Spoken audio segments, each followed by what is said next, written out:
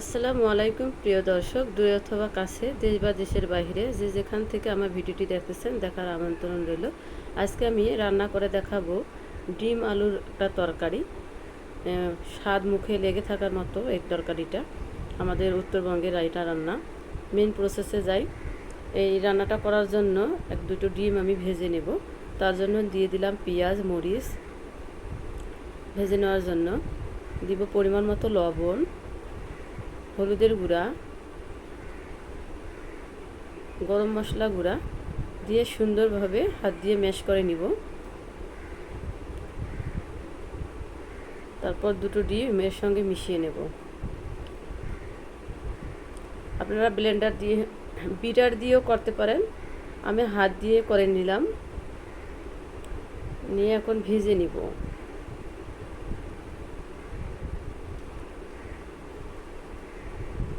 ডিম দুটো আমি ভেজে নিব।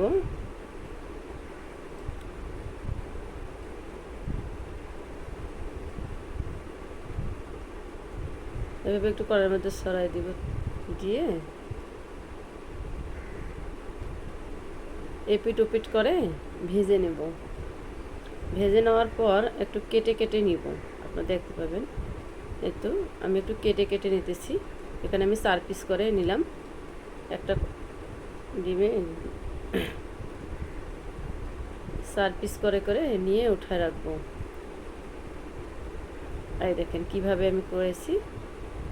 সবগুলো ডিমে আমি এভাবে ভেজে নিব। ভেজে কেটে রেখে দিব। আর রান্নাটা করার জন্য আর একটা কড়াই আমি চুলার মধ্যে বসাই দিব। এখন ধুয়ে রাখা আলুগুলো এর মধ্যে দিয়ে দিব।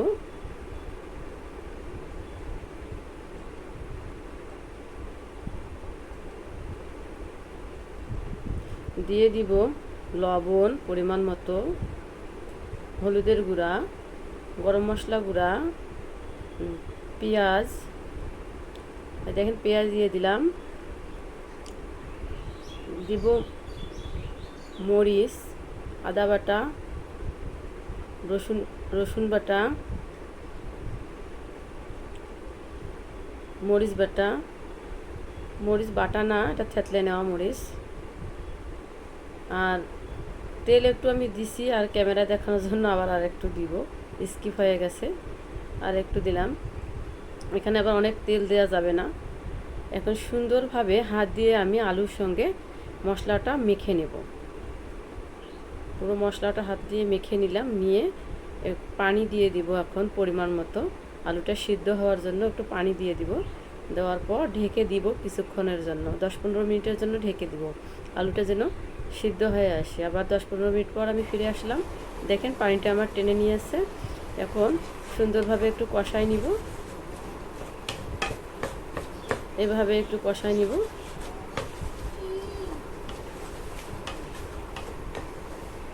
কিছুক্ষণ কষাই নেওয়ার পর আরেকটু কষাই নিয়ে একটু পানি দিয়ে নিব, কারণ আরও একটু সিদ্ধ করে নেব আলুটা আমি।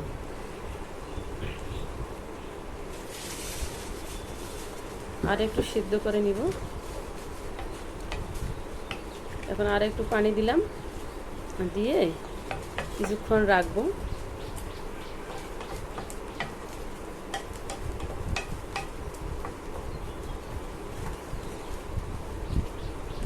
ঢেকে দিয়ে কিছুক্ষণ রেখে দিলাম। দেওয়ার পর দেখেন ফিরে এলাম কয়েক মিনিট পর। এখন একটু পানি থাকতে সুন্দরভাবে কষিয়ে নেব। দেখেন আমি কিভাবে কষিয়ে নিতেছি। আলুগুলো যেন ভেঙে ভেঙে যায়, একটু করে না, আস্ত থাকবে না, একটু করে ভেঙে ভেঙে যাবে, এরকম করে কষাই নিতে হবে। কষাই নিলাম। নিয়ে পরিমাণ মতো ঝোলের জন্য পানি দিয়ে দিব। অফ করি নাই, দাও।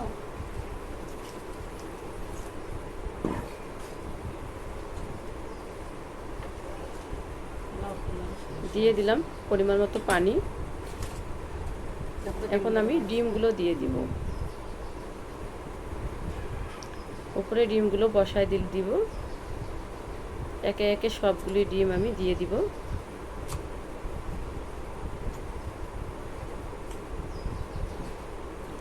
ডিমগুলো দেয়া হয়ে গেলে আমি এখন ঢাকনাটা দিয়ে কিছুক্ষণের জন্য রান্না করব। বলক না আসা পর্যন্ত রান্নাটা আমি করে নেব। বলক আসার পর আবার হলে এই দেখেন তরকারিতে বলক এসে গেছে। এখন আমি গরম মশলার গুঁড়া অ্যাড করে দিব, দিয়ে আবার একটু ঢেকে দিব, মশলাটা মিশে যেন যায়। চারিদিক দিয়ে সমান করে দিয়ে নেড়ে দিলাম। দেওয়ার পর আর একটু ঢেকে রান্না করব।